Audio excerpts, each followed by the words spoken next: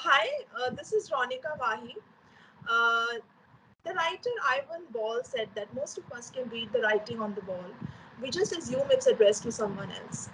Of course, this statement is both literal and metaphorical and applicable to multiple contexts. And of course, it's also applicable in the context of health. We all know that exercise is important for us. We need to keep doing some physical activity to ensure that we remain healthy, we remain disease free, and we remain mobile throughout our lives. But still, we ignore this factor and we just get involved, too busy in other things, ignoring what we need to do. And also, apart from this fact that we do not give physical exercise the importance that it deserves, we are also a lot of times unaware of what is the right kind of exercise, keeping in view our age, our level of physical fitness, and how much of it should we be doing actually per day, per week. And for people who are older, for example, older members of a family or other senior citizens, they at times after they retire or when they are nearing that age of retirement, they adopt a um, more relaxed kind of lifestyle where they are spending more time not being that mobile. And then also, if they have diseases, if they have musculoskeletal pains already, they try to avoid doing things that they're not clear about, whether they're going to, being unsure of whether they might actually harm them. So that's why it's important that we have the opinion of experts, and learn that, of course, we know exercise is important, but what kind of exercises, particularly in old age, we must um, do or our parents must do is something we must know, we must learn. So today I have with me Dr. George Ampat from England. He is a consultant orthopedic surgeon. He has around 3 decades of experience, and he's come up with a wonderful free from pain functional rehabilitation program, which is aimed at helping people above the age of 50 improve or regain even their mobility, their level of physical fitness, and their balance to ensure that they uh, continue to live an active and healthy life. So he conducts sessions, conducts online classes.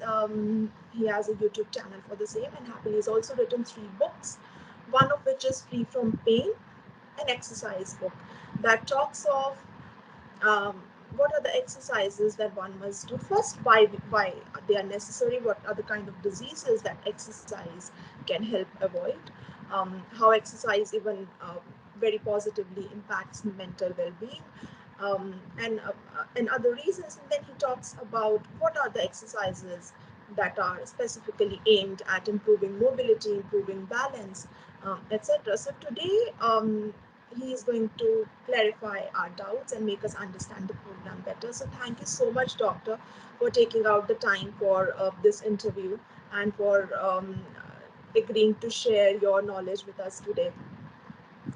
Uh, Thank you, Ronika Wahi, and I'm grateful to you, and I feel very honored that you've given me this opportunity to be with you, and that you have given an opportunity for this interview. I'm extremely grateful to you, and I'm honored by this opportunity. Yeah, so the pleasure is entirely mine, thank and you, thank thank you so much, sir. And okay, so of course, you explain this in your book, your motivations for your change of perspective in moving from surgery, which you've been engaged in since more than 25 years, and then moving on to this program where you are not recommending surgery to people unless it's absolutely necessary, and instead you advocate lifestyle changes, the right diet, the right kind of exercise, so that people can avoid surgery wherever possible. Right? So, for the benefit of the viewers of this video, if you could please explain your motivations for why you moved from surgical practice to this program where exercise is the focus. Good. Thank you. And maybe, hopefully, it is not too long an answer, and hopefully, it is easy for you to comprehend. We must understand that the human body is made to be working or exercising throughout life. It is only a man made concept of retirement. Retirement is not a nature made concept. It is only a completely a man made concept. We expect that at the age of 65 or 70, we retire and then we lead very sedentary lives.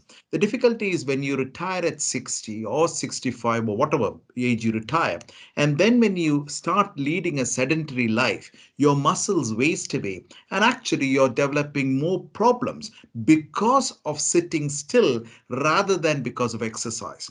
There is this notion among humans that actually exercise is bad. That is not the case. And actually, activity and exercise is how nature envisioned us. I mean, nature for millions of years created, after a lot of engineering in nature, nature created the human being. But that human being was a hunter gatherer. Only in the last 150 years are we sitting on a chair and working in an office. Only when industrial revolution came, we needed a back office, and that is why we are sitting on a chair. And actually, sitting on a chair is harming the human body.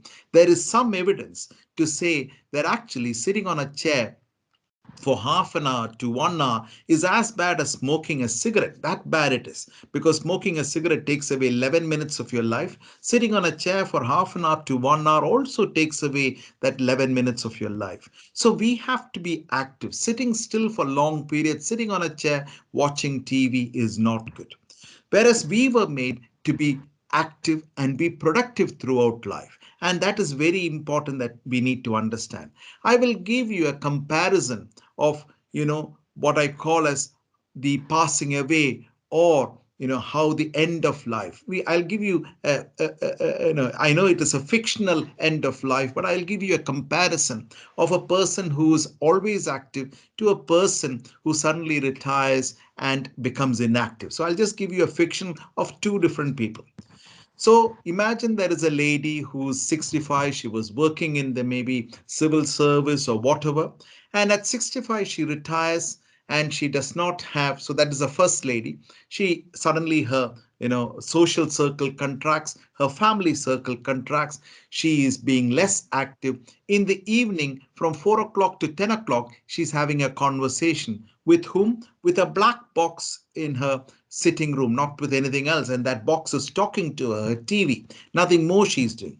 Look at another lady, say maybe a Japanese lady or someone. She's maybe 96 and she has never retired. She was working throughout. She has got a plot of land. She cultivates vegetables, sells that to the local, supermarket, and she's making money. She's teaching her great grandchildren mathematics. In the evening, she's exercising with other of her friends. So she's got a social circle. She interacts with that social circle. There is a lot of camaraderie there. And maybe she's 96.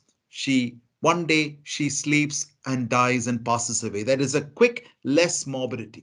The first lady, as I told, she's leading a very sedentary life and her problems increase. She's got high blood pressure, she's got heart problems, she has a stroke, then she has to be in a nursing home. She lives in a nursing home for 8 years, out of which 5 years she's got dementia, and then she passes away. So they are completely in contrast, and when we look at that, we realize that the only difference between them is one remained active throughout, the other one, the man-made object of just retirement and relaxing afterwards, or leading very sort of we think it is graceful life, not by moving, and that is what caused the harm.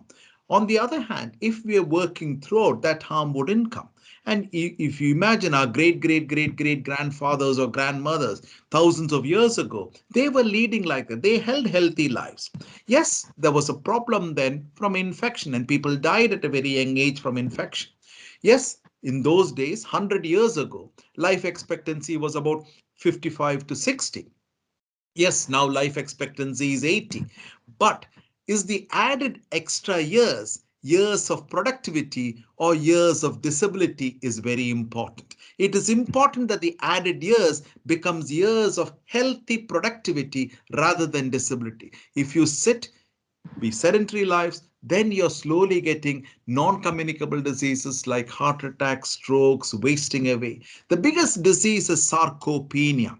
No one knows about sarcopenia because there is no tablet or medicine to cure sarcopenia. If there was a tablet, everyone would knew it because the drug companies would promote it. Sarcopenia is where the muscle wastes away and becomes weak. So that should not happen. It is important that as we grow old, the muscles are maintaining its strength. Yes, I'm not saying it'll be as strong as when you were in your 20s or 30s, but it should be young for your age. And it is important that we are active. And when we do that, then the period of disability before we die, there is a period of disability and morbidity. That period is compressed as short as possible. And you also asked me why I became left surgery. This is, I mean, yes, I have been a surgeon for so many years. And I mean, technically, I divided my life. I said, if I'm going to live for 75 years, for the first 25 years, I was in education, 25 to 50, I was operating. From 50 onwards, I want to take up what I really, really enjoy. Yes, surgery I enjoyed. I'm not saying surgery I didn't enjoy, but there were a lot of complications from surgery too. And I will explain that in a metaphor later on. Surgery is successful, but if it succeeds, but if it goes wrong, it can be disastrous and it cannot be undone. Anything else, quite a lot of other things in life can be undone. I buy a house, I don't like it. I can reduce the price and sell it. But if I've had surgery, I have to live with it. I can't undo that surgery. There's no way to undo that surgery. So that is why I wanted to help people without surgical intervention and with the natural powers given in our body. Our body over centuries have got natural powers, and that power need to, materialize, and we need to use it. Thank you so much, sir, for sharing this. Okay, so you're free from pain program in which you recommend exercises. You've been engaged in it for a while. So, if you could share examples of a couple of patients who actually benefited and regained their mobility or balance, overall physical fitness. Yeah, I can share a few. What I will do is let me explain a little bit on disc prolapses, and then I will show some MRI scans of a disc prolapse and how without surgery they have got better. And actually, they are so much better now. And if they had surgery, there would have been potential problems with them. So let me share one of those. I'll just explain a little bit on disc prolapse and then go through that. Is that okay, Ronika? Sure, sir. Whatever is in this, you must understand it is just for information and not for anything else. Yeah. So this is how the spine is. So this is the side view of the spine, and this is a cross section of the spine. So when you look at the side view of the spine, there are blocks of bones. This is the lower back. And between the blocks of bones are the cushions or the cartilage, which is the intervertebral disc. So we have a bone, a cushion, a bone, a cushion, a bone, and a cushion. Now, behind these block of bones is a ring, and all these rings put together form a tunnel. And from that tunnel is the spinal cord, and the nerve roots come out of the spinal cord. So these are the nerve roots that are going out. So in the cross section here, you can see this is a cross section through that disc. So this is the disc material. It has got a sort of a fibrous outer and a more liquid. It's like a jam donut. So the more fibrous outside is called the annulus fibrosus, and the jam part of the donut is called the nucleus pulposus. And you can see this is the spinal cord in the center, and the nerves come out. So this one is a cross section, and this one is showing you from the top down view. Yeah, sorry, this is the side view, and this is the top down view. And you can see the spinal cord is in the center. And what is the sciatic nerve? So all these nerve roots in the lower back join together, they separate nerves, and they become the sciatic nerve, which goes down into the leg. So that is when you have back pain and leg pain. That is when you say you have sciatica. Now, What exactly happens in sciatica? I've just shown a donut just to show exactly what happens. It is something like a jam donut because I told you that the center is more liquidy, the nucleus pulposus, like the jam in the donut, and the outer part is the doughy part of the donut, and that is the annulus fibrosus. Now, that is quite as the jam is the nucleus pulposus, and the annulus fibrosus is the dough of the doughy donut. So then what exactly happens in a disc prolapse? This is what happens. First, the disc becomes degenerate. Due to some injury in the past, the disc loses its water supply or amount of water it has, and it becomes a dehydrated disc. If it is a well hydrated disc, the disc wouldn't prolapse or it wouldn't become herniated. Only when you have a dehydrated disc, it would become herniated. When you have a dehydrated disc, what may happen is the jam may leak out of the jam donut. You can see here the jam has come out. And when the jam comes out, it hits on the nerve, and you can see I've just highlighted all the red dots. That shows that there is inflammation. So you have intense pain in your back and intense pain down your leg. And that is what we call a sciatica. And this is exactly what happens. You have pain in your back and pain down the entire leg, which is sciatica. And people may not be able to even stand straight. They may be bending forwards because of the intense pain that they are having. But though we have sciatica and the disc is prolapsed out, the body has a natural mechanism of healing it.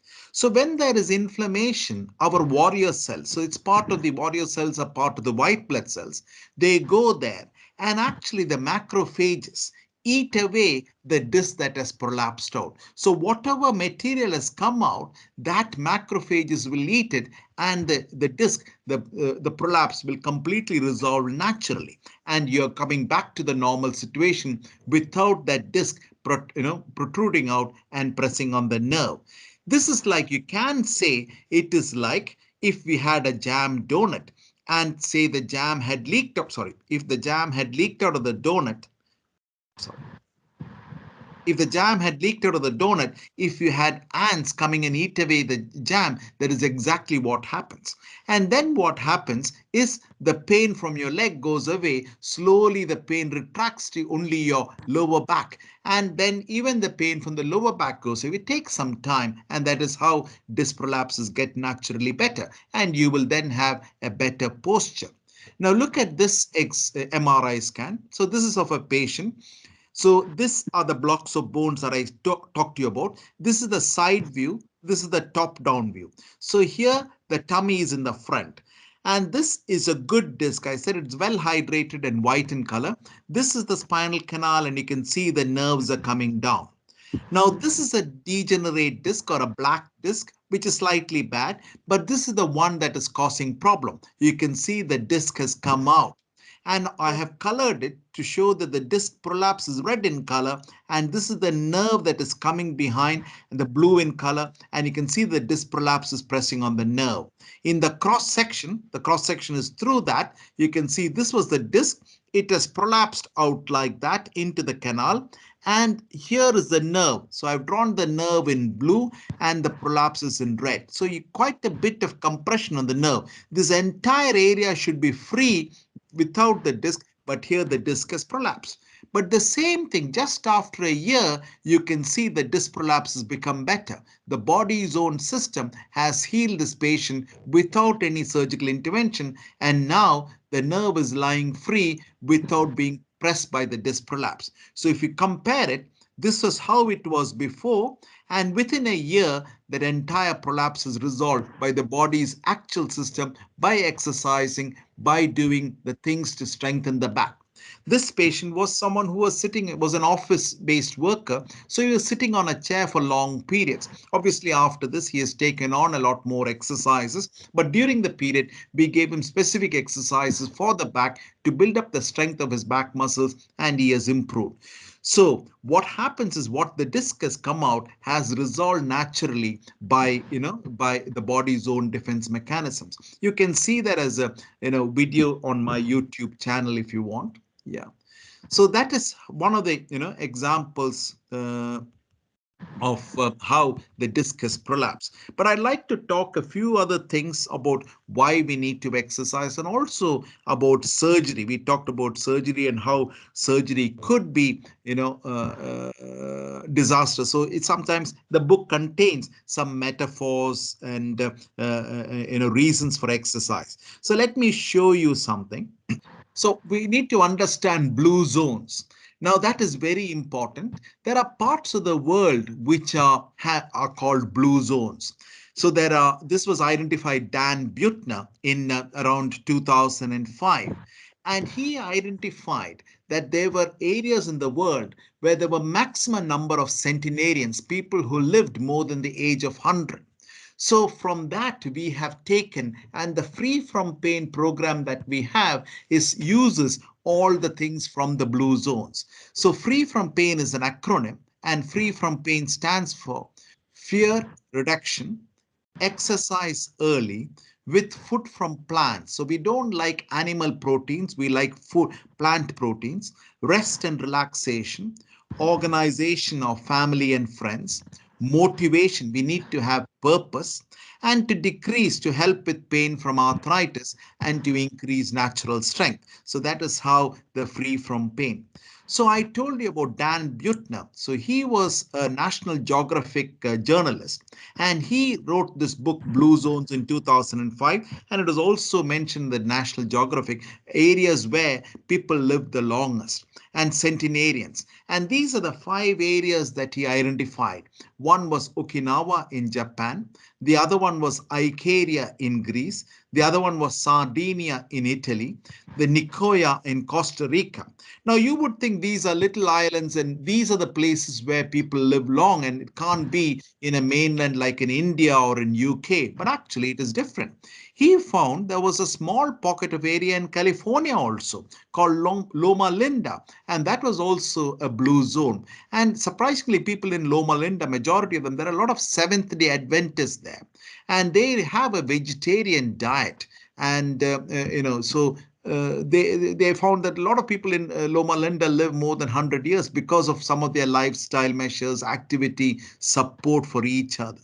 So the nine principles as said by Dan Buettner, that is what we have put in, the are free from pain, is moderate regular physical activity. There should be a purpose, need stress reduction, you not have a lot of stress, moderate caloric intake, not eat too much, a plant-based diet. They say that an occasional alcohol intake, but it should not be too much. Wine, one or two glasses of wine a day is okay. Engage in spirituality or religion, engagement in family life, engagement in social life. This is called the Power Nine of Dan Buettner's in Blue Zones. But for us, what we are saying is plant-based diet. You can get five-star health if you have a plant-based diet. You need to rest and relax very well. You need to have a purpose. Even if you are 80 years of age, when you wake up in the morning, you should have some activity to do. Oh, I don't know what I'm doing is not a good. Whether you're 30 years of age or whether you're 80 years of age, every morning when you wake up, there should be something for you to do. That is purpose. And in Japanese, it is called ikigai. And that is why I put the term ikigai. And exercise is one of the main components of the five-star health, and having family and friends because they are able to support you. But unfortunately, we are now leading a nuclear family where there's only husband, wife, and children, and that is not helping. And actually, our psychological issues are increasing when we have joint families, when grandparents are with children and children are with the grandchildren, all of them are together. There is a much better support, and there is an interlink, and they understand better. Now in some Western countries, they're introducing that. So instead of in people in university, instead of them living in halls of residence, they are living in elderly family, with people who are alone, maybe widowers, or who are living alone. They are living with them so that both of them can interact and help with each other. The important thing, as I said, it is a checkout. We have to go out of Hotel Earth. We are not here permanently. When we go out of Hotel Earth, how do we go out? Are we having a protracted period of disability, or is our disability short? It is important that we keep the disability as short as possible. Coming to what I said about the about the metaphors.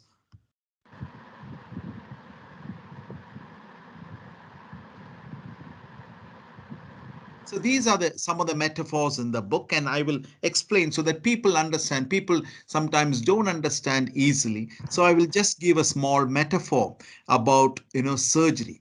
So imagine this is one of the metaphors in the book itself. So imagine this gentleman, he wants to go from top of this building to top of this building.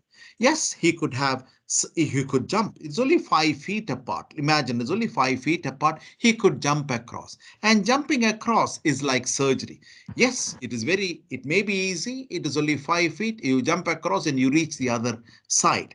Fine. That is surgery. It is quick. It is easy. But because there is a possibility there may be a problem and you may not reach the other side and there is a complication, and then this is the complication, and then it is disastrous. So if it is not successful, surgery can be disastrous. But what we know is that sometimes non-surgical, but it is hard work, has safer, and it is 100% possible, and that is coming down the entire flight of stairs on one building, crossing over on the floor, and then climbing up. Yes, it takes a long time, and yes, it may be, but this is sure, much more safer, and the results are much better. So like these there are about 12 metaphors. So the entire book goes through these different metaphors so that people can understand and lead a life which is more fruitful, more active, and have a fruitful end towards their life. Thank you for explaining this so well.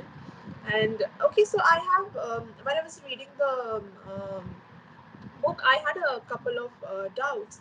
So one question I had is that, okay, so you suggested that patients must go to their doctors before they actually start exercising to have an assessment of their level of physical fitness before they can do these exercises. But in general, in what sort of cases do patients with musculoskeletal issues avoid these exercises? So the main issue happens is people, once they have experienced pain, they don't exercise. And that is where the vicious cycle sets in. So maybe I should actually share one more screen if you don't mind. Yeah. So this is one of the examples I say why we should exercise. And this is one of the reasons, reason two. Now, this is what happens when you have pain. We all experience pain, but when we have pain, what we do is we fail to move. But when we fail to move, the muscles become weak. When the muscles become weak, they don't support the joints very well. When they don't support the joints, there is more pain, and then it is a vicious cycle. So what happens is you have pain, you fail to move, there are weak muscles, less support, and there is more pain. It's a vicious cycle. That should not be allowed. What we need to do is, even if you have pain, you need to do gentle and more movement. And when you do the gentle movement, there are stronger muscles. When there are stronger muscles, there is more support for the joints. And when there is more support for the joints, there is less pain. So you're converting the vicious cycle into a victorious cycle. And exercise is what helps with that. What we don't realize is actually, yes, initially, if you exercise too much, it'll hurt you. But little by little, you need to incrementally increase it. Our human body, let me talk a little bit on the way our pain fibers work, and that may help us understand why exercise is important. Now, say for instance, this is my fingertip and I'm touching a sharp object. There is pain. From the fingertip, there are three nerves which finally take it to the brain. It's not one single nerve which takes it to the brain. There is one nerve which goes from here, goes into and just inside the spinal cord. Then there is another nerve from inside the spinal cord, takes it to the base of the brain. And the third nerve, which takes it from the base of the brain to up to the outer part of the brain. Now, why did nature or God give us two junctions? Those junctions were given because we can modulate the pain. So at times, the body has the ability to suppress the pain, and the body has ability to increase the pain. So in different situations, maybe when you're happy and something happens to you, you won't feel that pain very much. But if you're sad and something happens to you, the same little pin pricks you, you're actually feeling the pain more. So there is a psychosocial element to pain. So it is important. So exercise also has been found to actually release substances. So there are something called endocannabinoids. The exercise will release endocannabinoids and suppress the pain from growing up. And that is actually what I said as an evolutionary adaptation. Let me explain what I mean by an evolutionary adaptation. Say thousands years ago, my great grandfather, 1,000 years ago. So he was trying to maybe catch a rabbit or something like that. And he was running after a rabbit to catch it, and the rabbit is running away. At that point, he is getting tired. So how can he still run faster the last 20 meters and catch the rabbit? In the body, there are substances released so that he won't experience any pain. And that is called the endocannabinoids. They are released, and the last 20 meters he runs faster, and then he catches the rabbit and he comes home and feeds his family. So the body evolutionally that has been adapted. But those uh, juices or the myokines, the endocannabinoids are only released if you exercise. You can't sit on a sofa, watch TV, and expect those evolutionary things to be released automatically from the body. And if you don't release those things automatically from the body, we are going to deteriorate further. So it is very important that we are exercising. I'm not saying that we need to go to the gym and pump irons. Yes, we need to slowly moderate activities important. But why do I say that you need to go and see a doctor? Because people have become so sedentary. They have other problems. They have heart problems. They have, strokes. They have. So then we do not know whether they can do exercise directly. So that is why those patients who have other comorbidities, when they may have heart problems, whether they may have respiratory problems, then they need to check up with their own doctor whether they are fit enough for exercise. But if you have no heart problems, or you're okay, accustomed to exercise, then there is no reason you can't participate in these exercise. Only with people with other comorbidities do I say that they need the clearance from their doctor. Right. Okay. So, apart from people who have comorbidities, also people who have um, certain pains. I I had this doubt that maybe certain of these exercises could maybe cause a lot of pain. Like for example, in the Otago program, which is aimed at improving balance and preventing falls. There are a number of exercises which involve a movement of the ankles and involve the use of ankle weights, right? But for example, some patient has ankle arthritis, right? Not knee arthritis, right? But ankle arthritis. Can that patient go in for these exercises? Yes, yes. So it is important. I mean, yes, I completely understand your question, and it's I think a very relevant and an important question. Even forget ankle arthritis, any patient with knee arthritis, when hip arthritis also, they don't want to move because any movement increases the pain. So then you have to judiciously increase the level of activity. If you suddenly, if say for instance so you have to use as less weights as possible, maybe half a kilogram on one leg, and then you only do 1 or 2 repetitions. It is slowly. Muscle cannot be built in a day. Muscle is built over 6 months or a year. But once you build up the muscle, even the pain from arthritis becomes less. And number two, arthritis slowly worsens. The rate of deterioration of arthritis decreases. So let me give you another metaphor with which I don't have a PowerPoint, but I will explain to you. It's like my car tire. My If my car tire is there is enough adequate air and pumped up well, then the car doesn't wobble. But if the air is not pumped up, and if I keep driving the car wobbles a lot. When the car wobbles a lot, there is a lot of stress on the shock absorber. So you should prevent that stress. Same way, when the muscles around your hip and your knee and your ankle is not strong, then there is wobbliness in the joint. When there is wobbliness, that will actually cause increased stress and wear out the cartilage. Whereas if the muscles are strong, there is less wobbliness, less pain, and you are not going to deteriorate further. So, yes, people have this notion. But if you are in severe arthritis, then obviously you may need surgical intervention. I'm not saying surgery is complete no. If your knee is severe arthritis, but even if you have arthritis and even if you're requiring surgery, to build up the muscles before and to build up the muscles after is crucial. These artificial joints in the hip and the knee and the ankle cannot work unless the muscles are strong. So the muscle being strong is very important. Right. And okay, so apart from exercise, what kind of diet would you recommend for people with musculoskeletal pains? So I believe that a plant-based diet is very, very important. So, Right. sorry, but unfortunately, Could give some specific examples of foods that are very very useful um, in such cases. So is it like you recommending fruits and vegetables mainly? vegetable yeah, vegetables are important. Traditionally what we do in when I'm from South India, traditionally we'll have a lot of rice and a little bit of vegetables. It should be the other way around. You should have a lot of boiled vegetables and a little bit of maybe rice. That is how we need to eat.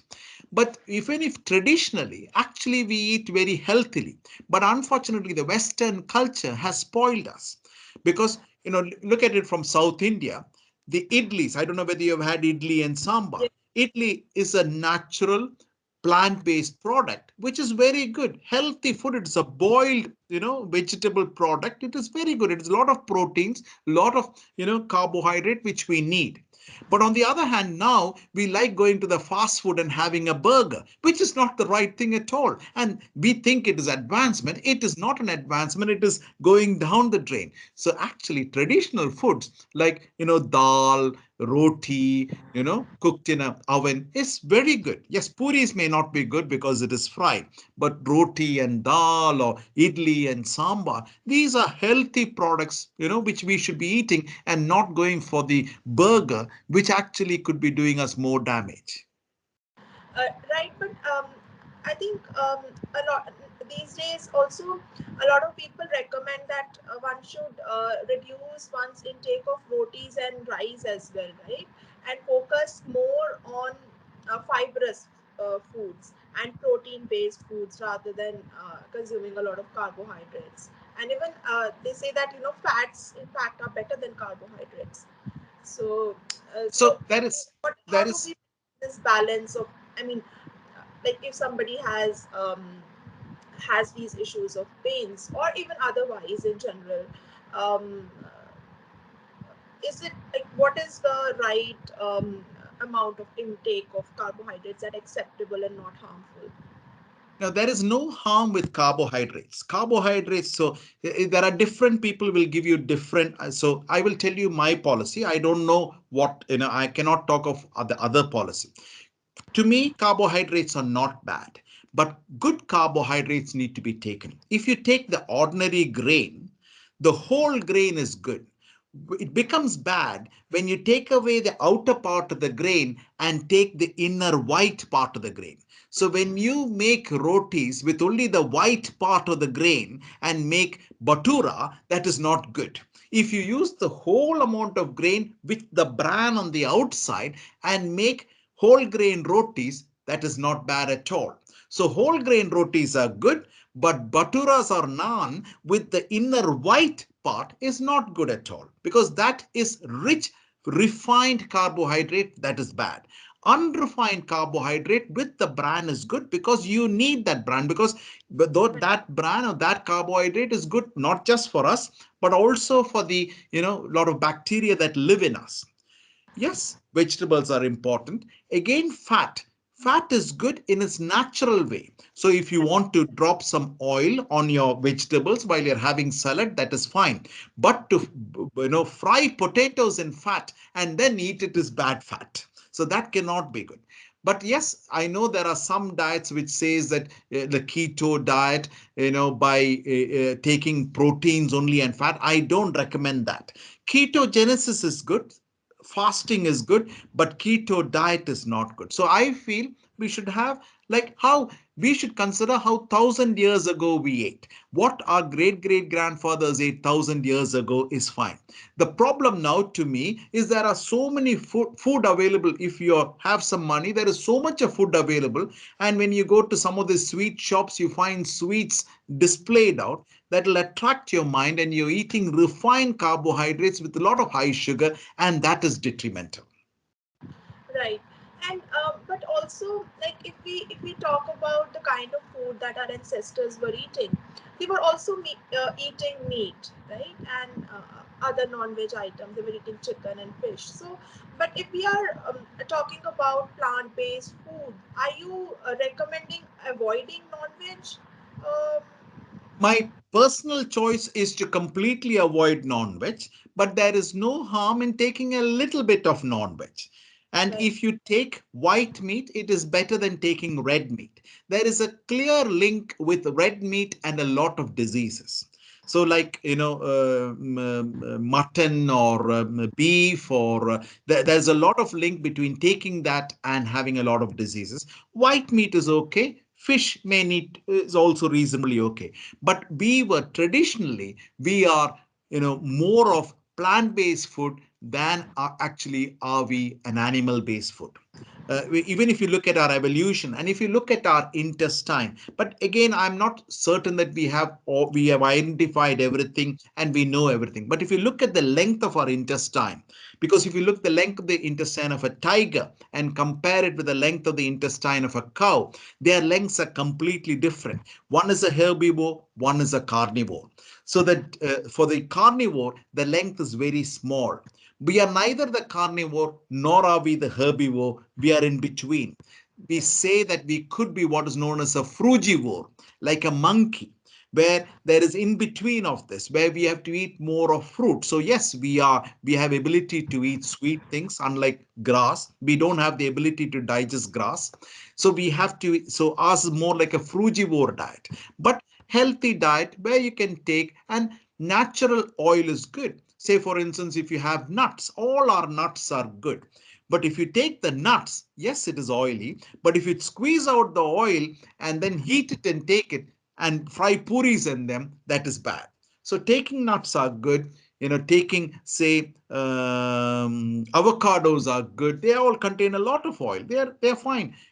But taking olive oil is good if you want to sprinkle over. It is when you heat up the oil and fry things in it, then it gets bad. Thank you, doctor, for clarifying all my doubts.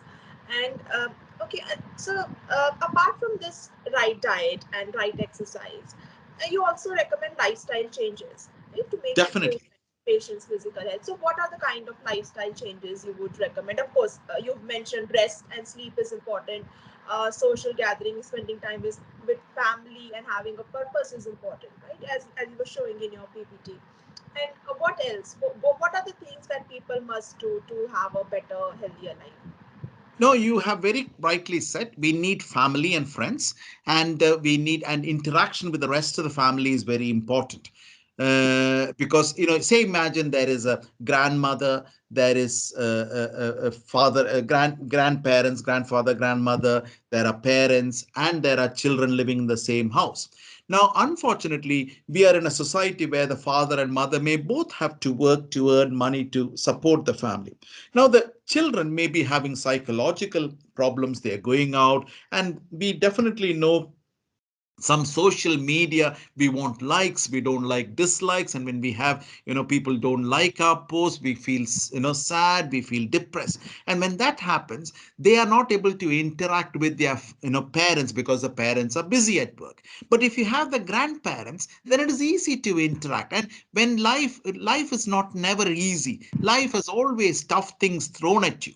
So if you have one of the ways to get that, if you go and have a chat with your grandfather and say, I had a problem, I failed my exam, the grandfather is going to tell you, I failed 10 times, and then immediately it becomes reassurance for you. Same way, if you're a girl and if your boyfriend has, say ditched you, you feel sad. But when you go and tell your grandmother, you say, oh, don't worry, there'll be another 10 other boys after coming after you. So that reassurance helps you. So it is important that, there is the family structure, the joint family structure.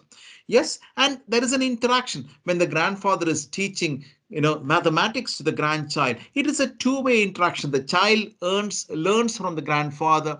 The child gives back love to the grandfather. So it is a two-way interaction. There's definite evidence which shows that interacting with children and grandchildren improve your longevity. So same way, even religion is very good. Religion is bad if you hate. Religion is for love.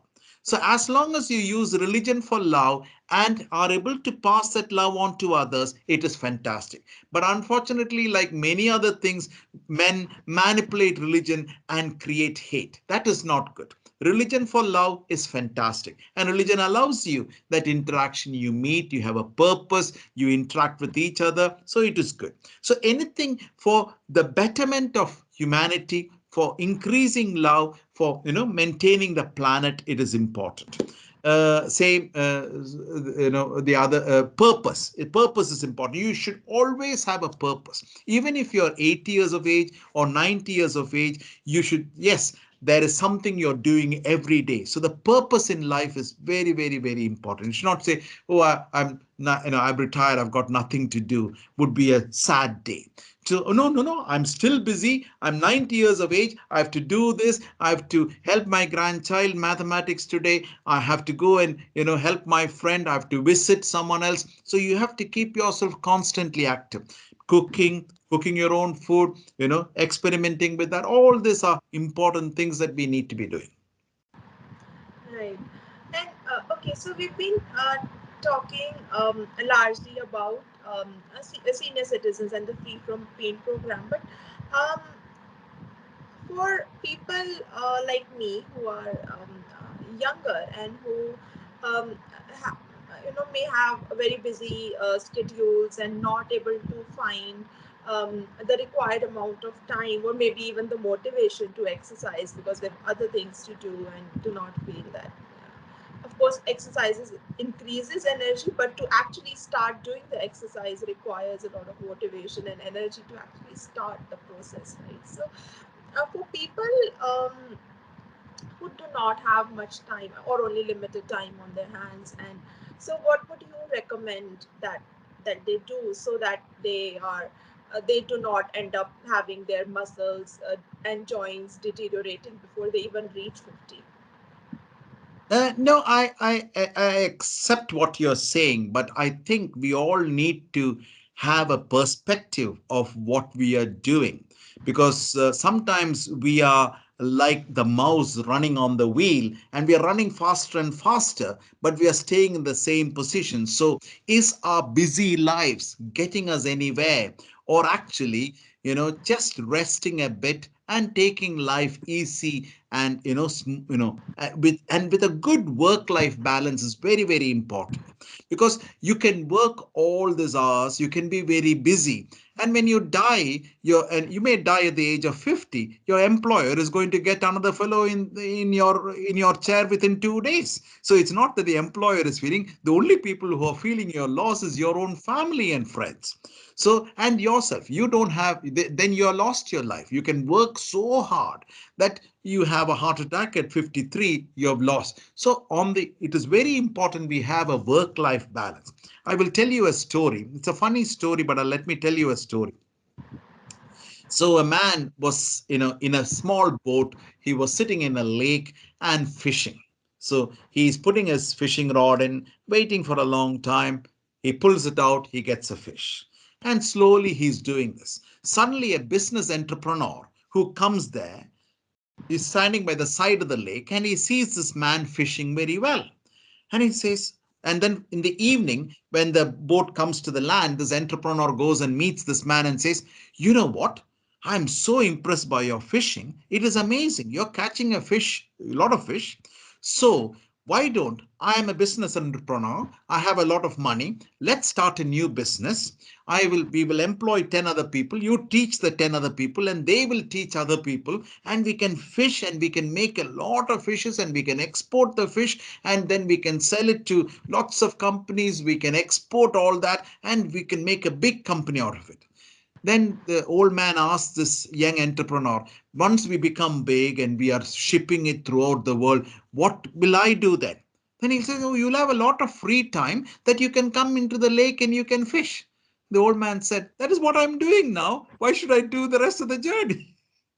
So, we want peace, we want happiness. We sometimes think that running on the mouse wheel is what is going to give us the happiness. Maybe it doesn't.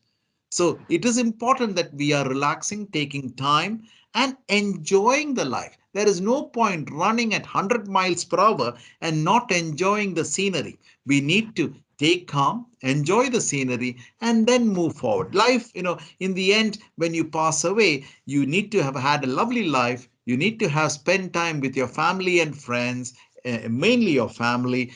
Enjoy them, give them love, take love, and that is how we need to live. So running at 100 miles per hour may not be the right thing.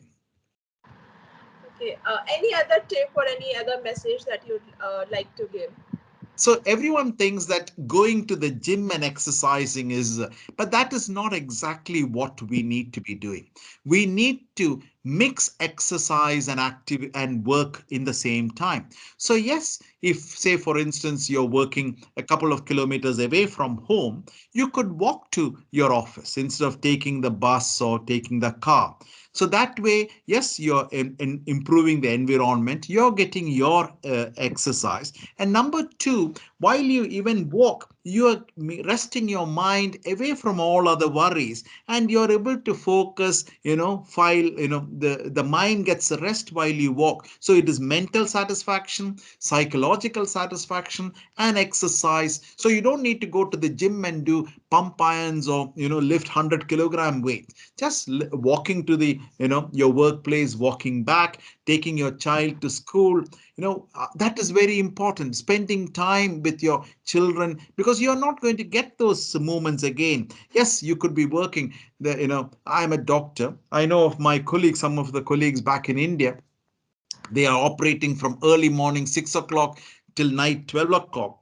12 o'clock. Yes, they are making a lot of money, but they may not be spending their time with their children. So, what is the enjoyment in life if you don't do that? Whereas if you spend time with your children, and then there is an enjoyment in life. It is not just making money, the enjoyment, isn't it? To enjoy life is to, spend time with your family and friends. Uh, Doctor, also, if you could just share about your online classes in case somebody is interested in joining, if you could share the details about how to join and Sure. The it is there on our website. Let me just open my website. I hope you can see my website. So if you go yes. to freefrompain.org.uk, you can click on buy the books or book exercise class. So if you go down, there are videos you can watch. You can download the brochure. But if you go down, it'll tell us about the online exercise classes. So if you want to get the online exercise class, you just have to click on this, add it to the basket, and enter your name and details, and then you can start the online exercise classes. Yeah. We also run face-to-face exercise classes, but that is only in Southport where we are. Yeah. But this would be a good option to start the online exercise classes. We are hoping to develop it into an app so that people can download it anywhere, but that is still not, it is only in the process of being made. Yeah, so a few months away. Yeah. Yeah. Thank you once again, Doctor, for taking out the time for this interview and for explaining everything so well and so lucidly. So, if you're watching this video, I will share my review on Free From Pain exercise book on my book review blog, which is ronikavahi.blogspot.com. I will add the exact link of the review in the description box of this video. I'll also add the link for Dr. George Ampat's website, so you can check out the resources, the videos, and book classes if you want to. And also, If you enjoyed watching this video, please do like, share, and subscribe. Thank you so much. Thank you very much, Ronika. Thank you. Lovely meeting you and Thank talking to you. Thank you. Yes, Dr. Lovely too. Thank you so much.